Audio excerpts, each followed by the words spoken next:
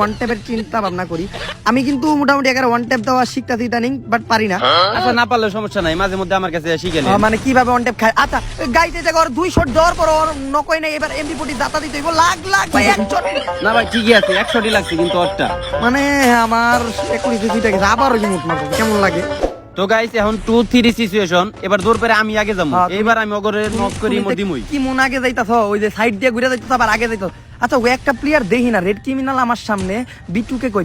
বিটুকে check দিও আবির, বিটুকে check দিও। আমি রেড ক্রিমিনাল, আরে ভাই কোনো সমস্যা আমি নাই। গ্যারান্টি বিটুকে ঘুরে আইছে তোমার সাইড দিয়া।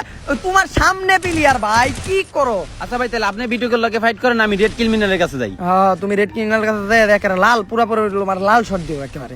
না না কোনো শটই দেওয়া পারবো না, এবার আমি দিব। ভাই মানে কিচ্ছু করার নেই। অবশ্য আমার সামনে থেকে বিটুকু ওর কাছে গেল কেমনে? আচ্ছা রেড ক্রিমিনালের আগে নক করতে পারলে হয়ে যাবে। রেড ক্রিমিনালের শর্ট দেওয়াটাই করতে এই জায়গা থেকে একটু বাইরে হয়ে গেলে ভালো হয়। আমি যদি ওই সাইডে যাইতে পারি তাইলে আগে বিটুকেরে মারতে পারি, আর বিটুকেরে মারতে পারলে আমরা ম্যাচ মোটামুটি জিতা যাবো, কারণ রেড ক্রিমিনাল এতটা ভালো খেলতেছে না। আরে ভাই আবারও আমারে ব্যাক করে ইমোট ঠাবাইতেছে, আপনি তাড়াতাড়ি হয় না তোমার এই মোট দিব না কে? তোমার নিজের এই বিটুকেটা